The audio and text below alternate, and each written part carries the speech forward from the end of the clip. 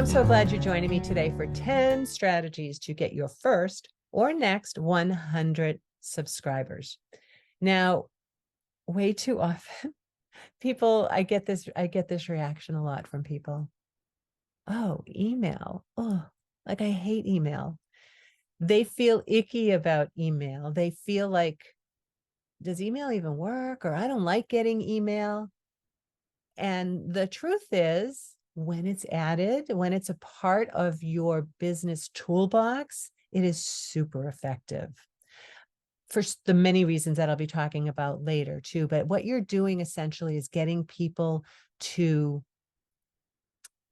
raise their hand, get on your list so that you can support them, right? You're not selling them, you're going to be supporting them. But in order to get your important email messages out to a wider audience, you're going to have to build your email list, right? It is still a primary method of communication that you're going to be able to have with your prospects, your leads, your customers. So list building basically is the process of finding and collecting emails from your visitors and users, and then that grows your database and gives you more data so that you can increase not only potentially communication, but you can also then create content for segmented portions of your list, depending on how they came in and what they raised their hands to learn about.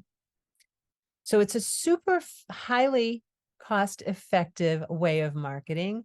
And instead of spending time and money on Facebook ads or Google ads or whatever that is, you are speaking to a warm audience. They raise their hand, they want to hear from you. And businesses of any size can benefit from email marketing and list building best practices. All right, so today we're going to talk about ways to stop leaving list building opportunities on the table. So what I'm offering you is kind of a mindset shift today to always have your spider sense on about how you can do little things that are going to help people come to your list. It's great to have followers. It's great to have LinkedIn connections. We're talking about creating a pond of your own building of people who are circling around trying to figure out if you're their person. Now, when someone finds you, wherever they find you, whether it's on, in networking, on the socials, you've got to make it easy for them to understand how you serve them.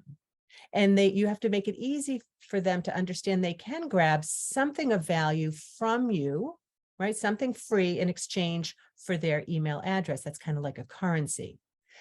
And again, I just want to make sure we're on the same footing here. For this moment, we agree that no matter what your business or organization, your contact list is one of the most valuable assets you own. Just a couple of weeks ago, a good friend of mine had her Facebook hacked and lost her Facebook personal page and also her business page. Now, she's been growing her community on both of those for over 7 years. She is so well loved, has such a great following, and it is wiped out with no hope of getting it back as it was. It will come back in a different way. She'll grow it again. Now she knows what she's doing. That was 7 years. So just knowing that your email list is yours. And the other thing I want to make sure that you understand is that it's natural for people to unsubscribe from your list. And that is why it's important to continually be growing your list with quality contacts of people who want to hear from you.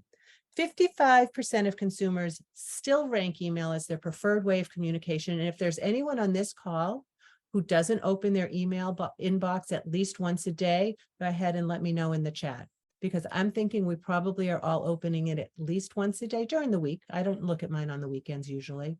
And if we're doing it, everyone else is doing it too. Now, I know that growing your email list feels time consuming and overwhelming. And so we want to make sure that you're in the right place, right? So like I said, most people check their email daily. 82% will sign up for an email list. They're going to sign up expecting discounts or something free, something valuable.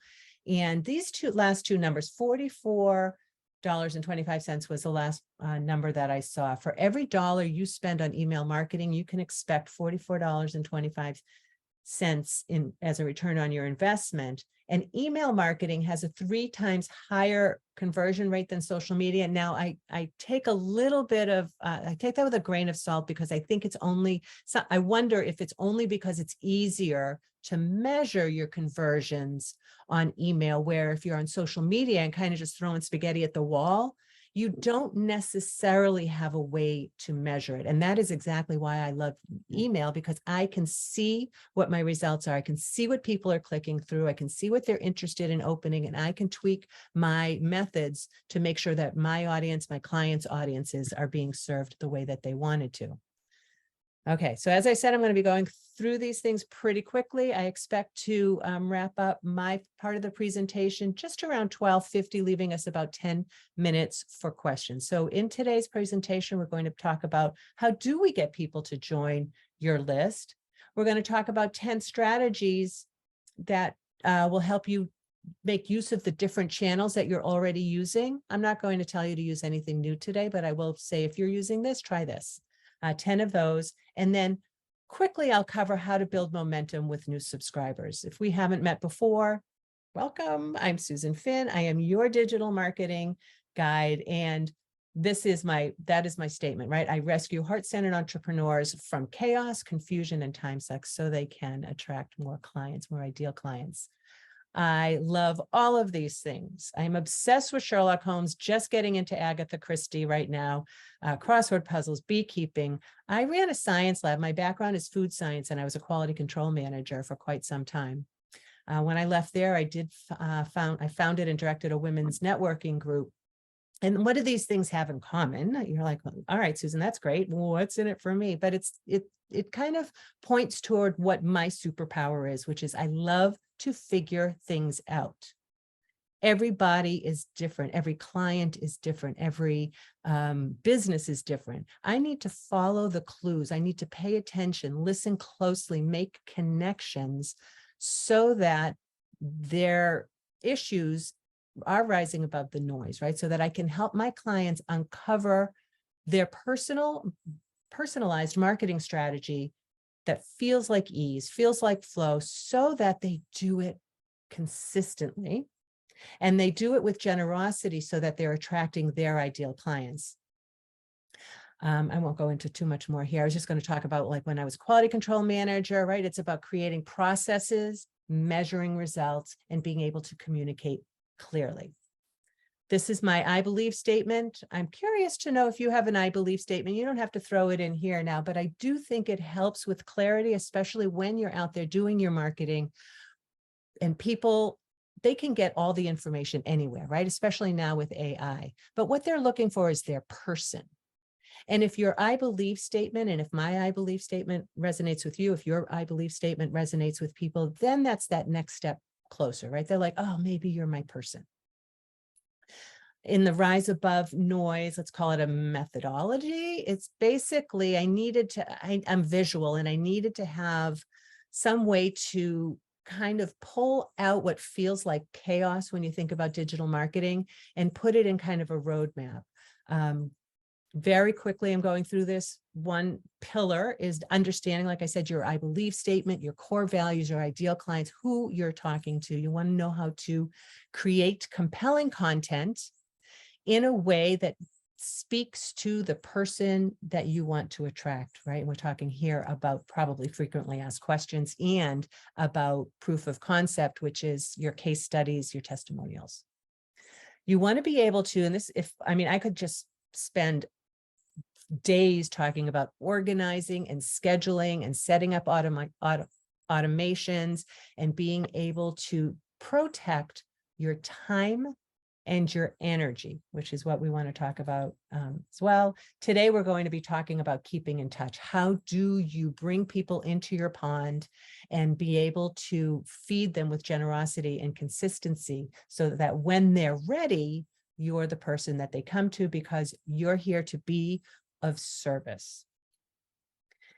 When you think that, like I talked about, Instagram, Twitter, Facebook, TikTok, LinkedIn, they could easily disappear like they did for my friend a couple of weeks ago. But when you bring people to your email list, it's your list. You've received permission to contact those people in that personal space, we know is the inbox. So here's like a little, I know people feel kind of, email, right? But if somebody hits that sign up now button or that subscribe button, that means they're raising their hand to hear from you.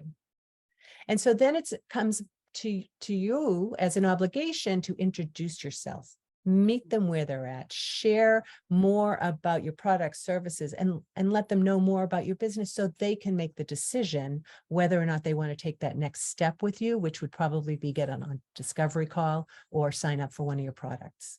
So it's going to be your job to set expectations and give them ways and let them know their ways to dig a little bit deeper into your content. So as we're getting started here, okay, now I get to play with that tool. I'm going to do the a poll. Let me know where you are at growing your list at this point. So let me move this out here. And you can let me know based on those questions. You're a newbie, you're just starting out. You want it now, or you've tried it before and you're in a little bit of a slump. And while you're answering that, I wanted to just let you know a few things about email and email service providers. One, when you're choosing your email service provider, I want you to make sure that you're choosing it that fits your business and choose function over pricing. And if you're not sure which one to use, let's chat about that. All right. So I see there are some that are just so clunky that it's so hard that you're just going to give up. And there are some that seem simple, but then the more you get into it, you realize that they're very limited and your time and energy are your most important assets. So let's make sure we're protecting those. Don't buy a list. Right? We're talking today about growing lists the right way, and that's what makes it powerful. And there's legal repercussions if you're sending emails without opt-ins, and you don't want to handle that too. And we're always talking about quality, not quantity. So don't feel bad about if you have small numbers on your email list, you can grow those. You want to make sure that you're using quality contacts. All right, so here are the results. Most people are everybody seems to just be getting started out here. All right, well, that's something to know. Oh, let's see, stop sharing. I don't usually do that. Thanks for letting me play along. All right, so let's talk about how people can join your list. Now, the thing is, it's really not about people receiving your email. Right? So you're not sending email just so people get emails. We're going to talk about why people would even subscribe to a list. So it's always, you'll hear me say this a million times, it's what's in it for them. And some of you have heard me talk about this mindset shift that marketing is really an act of service, right? And marketing, whenever you hear the word marketing, if you will replace the word marketing with I'm showing up. I'm not marketing, you are marketing, but you're showing up. And you have to think about it this way too. If you're a problem solver, if that's the work that you do, if you're giving people a new way of looking at things, if you're a transformation creator, you know that there's somebody who was up at 3 o'clock in the morning, like worried about something. And they didn't know who to turn to. And we don't have the village, right, where we all go down to the well and have a little chit chat and the aunties all tell us what to do. The new water fountain in the middle of the village is kind of the emails, right? So what if you sent an email that directly addressed the problem that somebody was having and couldn't sleep at 3 o'clock in the morning, right? It's what's in it for them. What are the stories that they're going to recognize? Be that angel in the inbox by giving your potential new clients and your subscribers small wins. So people are going to typically subscribe for 3 reasons. They're either going to want to get a promotion and a discount. They're going to want some exclusive content. And if you're a nonprofit, they're going to want to show some support for your nonprofit.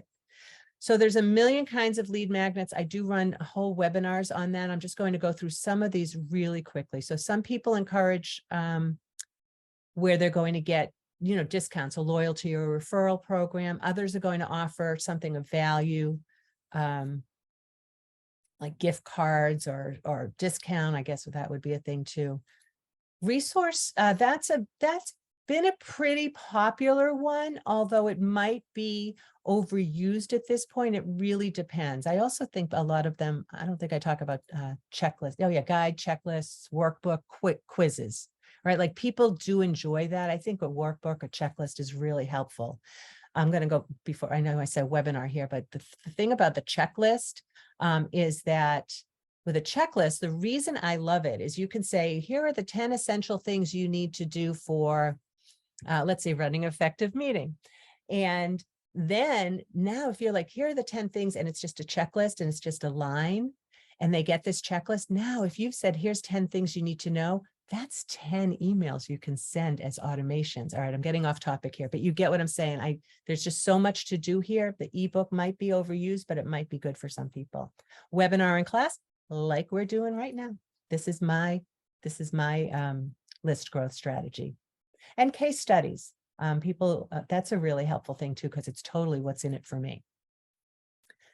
So webinars, right? So every month I run a webinar. And so every month I'm adding more people to my email list, and I'm giving people an opportunity to experience my voice, my strategy, how I show up, my messaging. So I do love running webinars. And this one happens to be the next one, third Thursday in July at 12 o'clock Eastern, Rise Above Noise /events. And it's going to be getting more email opens with great subject lines, right? So my webinars usually feed one, then the next to keep bringing people to the next level. So when you're going to get people to join your list, your lead magnet is going to be featured as a headline in your ask or your sign up form. And then you want to talk about what you're going to put on the form. So you want to make it super easy. I usually do first name and email only. If you think you need more information later, you can always get that information later. You want to set expectations. I let people know that they're getting on my email list by signing up, and how sometimes I say how often they can expect to hear from me. Sometimes that's in the first email that they get. If you're using text to join, which I'm really not covering in this webinar, you'll also have to have a privacy policy in terms of service. If anybody's interested in getting some templates for that, go ahead and email me later on too. I have some good resources for that. All right, so now we're going to get into 10 strategies to use on your various channels. So the three main channels we're talking about are in person. That might be at a store. More likely for my clients, it's usually at events. In print materials, which if people are still doing that, you can put it on your signs, your flyers, your direct mail. You could put it on your business card. I just recently added a QR code to my business card, which leads over to my free resources. And then, of course, we'll spend some time talking about online, your website, social media, email signature. I just want to put a pin in that email signature. I feel like not enough people are putting their lead magnet link in the email signature. I think that's a really great place. Of course, landing pages and networking chats, right? So if you're in a networking call and people say, like I just did, right, go ahead and put your email, put your website in here. If you're in a networking call and it's appropriate, go ahead and put, instead of your website where people go and then maybe they bounce, put your lead magnet in, because then you can follow up with generosity when they sign up. So if we're going to talk about website, then we need to think about how are we going to do that? So do you remember when pop-ups were new and people thought they were so annoying? They were they were great conversion factors then. And now that people have gotten used to them and they don't have that ick feeling around them, they're even more, they're even better conversion factor. They're even more effective. So you can add a pop-up to your website to capture that attention. There are variables, right? You can activate it by time, like it could be when people are on your page for a minute or 2 minutes or something like that. You might activate it, I'm sure you've seen this, where you try to leave the page, exit intent. So that's another way to do a pop-up.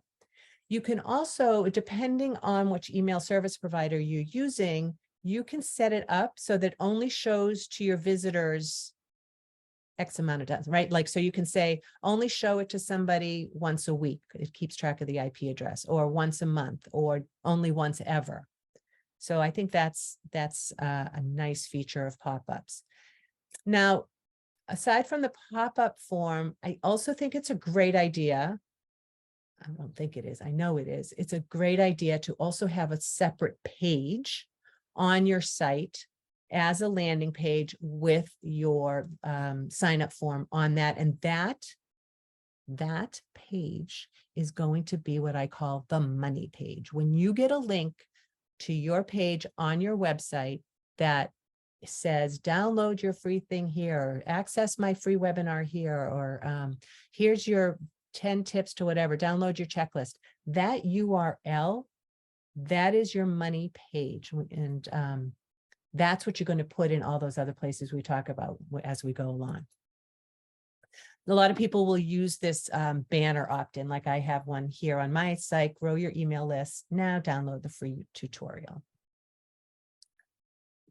If you're selling online, you could also add an offer to get in your email list in the checkout process. Now that's more of a checkout kind of a thing. I guess it is news and offers. You could change the wording on that, right? To where it was like you're giving them something else. One of the things is you might have an option to pre-check that box, and then people would have to click off of it. I think don't pre-check that box. Let them make the decision to subscribe. That's going to be more effective for you in growing an engaged list. And then you might also think about other things that you do. Maybe you're not selling online, but maybe you're making appointments or services, consultations, like wherever you are interacting with people online, have a place for them to either click or check a box so that they can get on your list one way or another.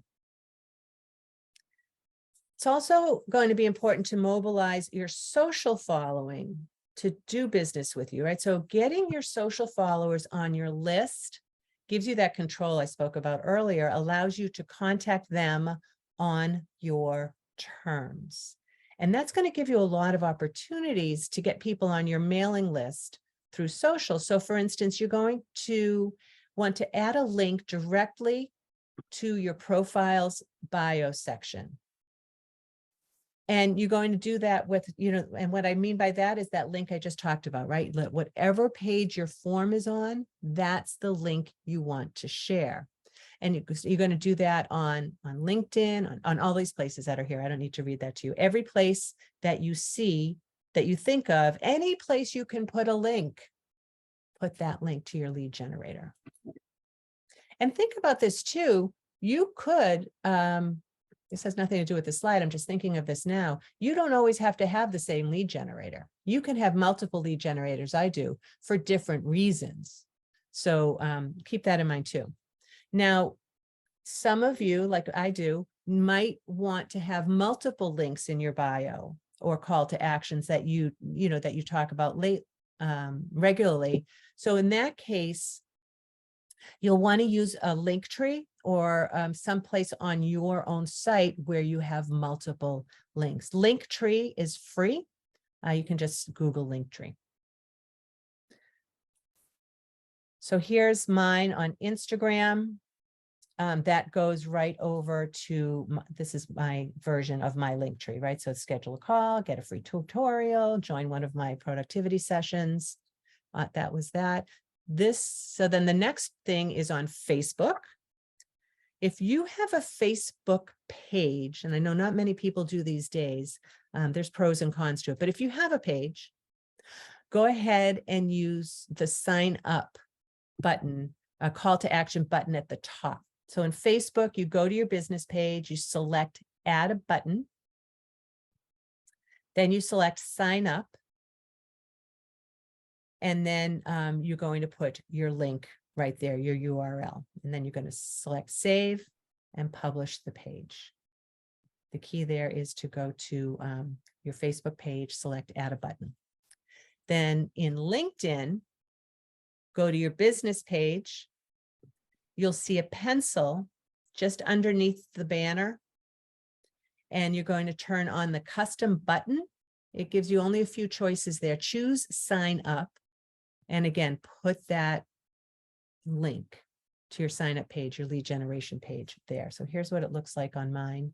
On my Facebook business page, I have a sign up button. I switch that out every now and again. It says sign up, which I don't love that. I wish it said something more like, I wish I could change it, like get your free download or something, but it's sign up. And sometimes I change that to join the free Facebook group, the Rise Above Noise Facebook group. Those are both one really good calls to action for me. On my LinkedIn, I add a button that says sign up. Same thing. They don't let you really change the language. If you're on social, while we're talking about social, and you're on your page, if you have a great freebie and you think that people who are making their way to your page would be interested in signing up, well, it doesn't matter. This is what this is what you want them to do. You can pin it. You can pin it to the top of your Facebook page. You can also highlight posts on your LinkedIn personal page. So I hope I'm giving you some things to think about, right? Like now you're like, oh, whoa, it can be everywhere. Never leave a list growth opportunity on the table. Everything you're working on from now going forward, think about, can I put my lead generator here? All right. Now, one of the things that kind of gets my goat sometimes is when I see people boosting posts or putting ads on Facebook or Instagram as sort of a vanity, right? They want to get more likes, and maybe they have a strategy, like some of the larger companies might have a strategy, but some of the people that I work with, I can see what they're doing, and not like Facebook makes you do that, right? They're like, oh, that was a nice post. Do you want to boost it? And you're like, well, how much? And they're like, I don't know, just $5, $10. You're like, well, it seems easy, but why do it if it's not going to convert? If you are going to boost a post or place any kind of Facebook, Instagram, LinkedIn money on any post, please let it be a list growth strategy for you. If you do have, let's say you have the 10 tips to running a more effective meeting checklist, and now you know that you have the 10 tips you're going to be putting out there, you could do a post such as tip number 1 for running a meeting that won't suck up everybody's time is to have an agenda and stick to it. Let's say that's what it is. And now that could be your post. And then you could, one thing, right? Tired of being bored in meetings? Make sure that you have a strict agenda and you have buy-in for the agenda. Want more tips? Get them here. And you send them to that link. See if I'm missing anything now. Oh, so the other thing too, if you're doing any Facebook ads, is by growing your list and having a strong list of engaged, ideal subscribers, you can also use that as a Facebook lookalike audience. I'm not going to get too much into Facebook ads at this point, but let's say I have a list of 1,200 people, and I keep my list pretty clean. And I know that these people are interacting with my emails, they're opening, I have a good open rate, they've all subscribed, I haven't made anybody on my list that isn't. Now, if I'm going to put some Facebook ad money on an ad to get more people on my list, I can I know this sounds creepy, you guys, but it's how it works. You can download your list of email subscribers, and then you can upload that to Facebook within their system. And somehow they would say, oh, Heather reads your emails. I know 5 other people like Heather who might want to read your emails. So based on Heather's activities on Facebook, her interests, her age, her demographic, where she lives, they're going to find me 5 more Heathers. I know it's creepy, but that's how it is. And then you get to target that audience. You can also target by on your own. One of my clients, we just have to make a new audience every single time because he's an auctioneer and it keeps changing. But you want to really get clear on who you want on your list and be very strategic about that. Next, we're talking about, so posting is one thing, as we all know, but the juice is in the engaging. And of course, it's on engaging on other people's accounts. That's huge. So let's talk about that first. If you're engaging on other people's accounts and you see the questions people are asking, if you can be of service, if you can generously say, oh, I know exactly what you mean. I hate sitting in boring meetings too. This checklist might be of use to you, right? Something like that. But also when you post, make sure that you are not letting that post just sit there. Make sure you're going in and you're checking it. If somebody posts on there, make sure to tag them back and start a conversation. And not only maybe they get on your list, but maybe now you're taking the conversation over to a private conversation that could lead to a conversion. The big goal is for you to show up as helpful and generous, and you want everything to sound natural and not pushy, right? Marketing, showing up, somebody needs you. And beyond that is to collaborate with other businesses to gain exposure. So you've seen this where people are featuring each other and they're sharing posts about each other. That is going to exponentially increase your reach. And same thing as I was saying in the previous slide where it was engage in the comments. Well, now if you're sharing a post and it's, you and 3-4 other people sharing a post, making sure that you're tagging them in the posts, make sure that you're bringing the whole thing up in the algorithms, and people are going to be more likely to see it and want to join the fun, basically.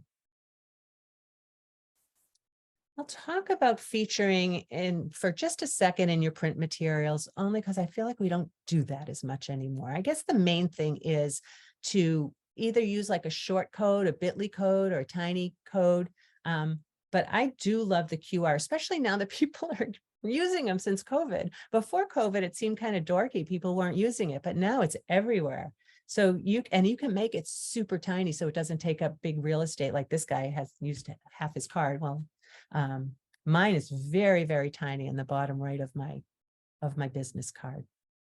So think about that, right? If you're at an event and you have like table tents, receipts, brochures, if you're doing any kind of direct mail, you want to make sure that the QR code is there, or I would say the QR code even better than the tiny cal, because if you used a bit.ly link, then they're going to have to go find their phone, put it in there. I like the QR code because they just take the picture, boop, the website comes up.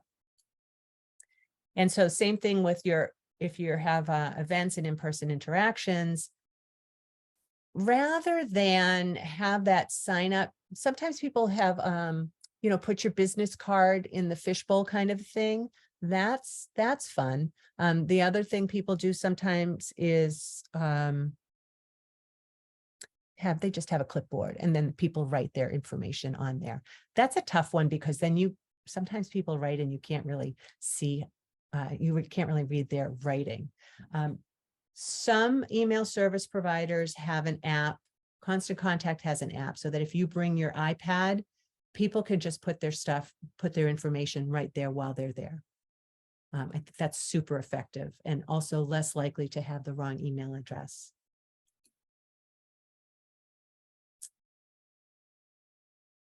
All right, so now talked about getting people on your list and making sure that you're building momentum and getting them to take that next action and engage with you. So now they're like, yes, I'd like to learn from you. And you're like, awesome. Here's your thing. Here's your checklist. Here's your mini course. Here's the webinar. They're really engaged right then. They raised their hand. They stopped. Like they shut off the world for a second to fill out your form. So now they're going to be most engaged. So that email you send right away is going to be the one that's going to be the most read. If you do email marketing, which I do all the time, my open rate lately has been pretty good. I think it's because I've cleaned up my list. My open rate now is about 40%. Pre-COVID, it was about 20%, which is very interesting. You would have thought opposite, but numbers don't lie. And when you send your first email after a lead generation form has been filled out, usually 90 to 95% open rate. And then the second one is going to be around 80, 85%. When I go through the welcome series with my clients that I'm working on with my clients, I usually talk about having a series of 5 emails. The first one goes out right away, next one in 2 days. Usually there's a space of 2 to 4 days out. And I use Donald Miller's Marketing Made Simple template for creating the 5 emails if the client doesn't already have something. If they have something, like we talked about 10 tips for creating an effective meeting, or recently I did one for somebody who had 10 tips to calm yourself through the day, right? So that's super easy because it's, like I said, it's quick. And then now you can build them out and give them 10 emails over, a few weeks or so.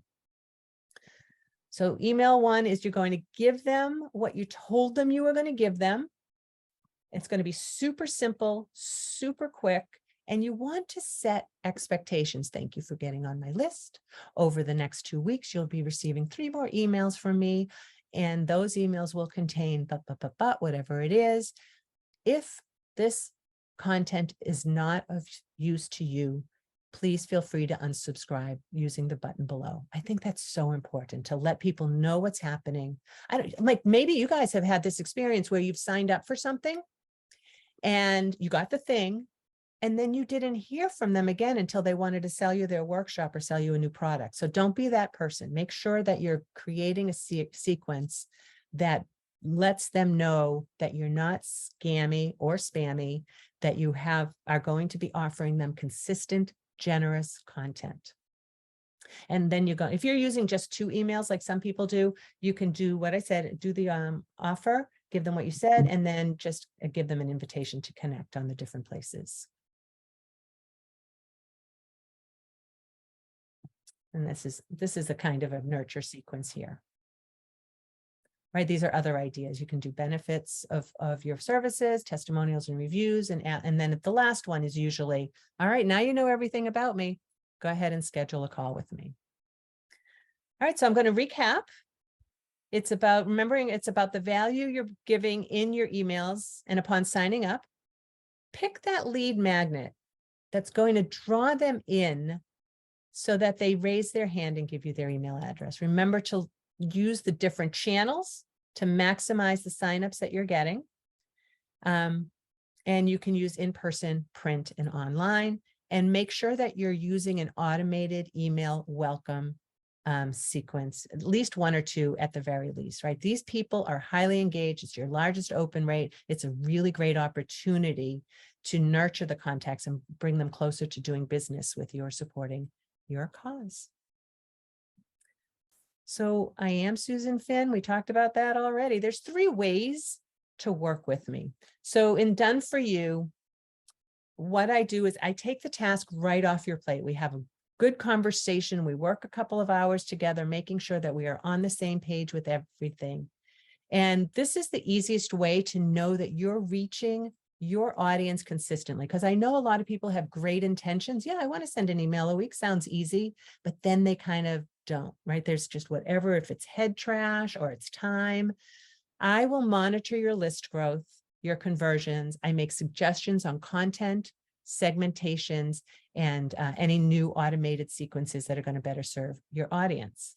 Now, in Done With You, we meet once or twice a month to review your full digital marketing strategies and the results.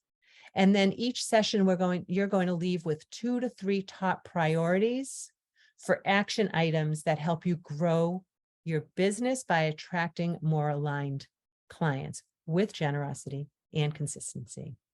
And then another way is to just have quarterly reviews with me. Spend 2 hours with me every few months, and we'll just review everything that you're doing, review your results, talk about ways that you might want to tweak your results. Again, give you a few priorities to try over the next 2 or 3 months before we meet again. And that way it holds you accountable and you're always thinking about it. And it's super easy to get started. You just schedule a call with me. This link will be in your follow-up email as well. And go ahead and connect with me in all the places. I have a free Facebook group, Rise Above Noise. I'm on Instagram as Rise Above Noise and LinkedIn. And I have monthly free webinars, as I mentioned.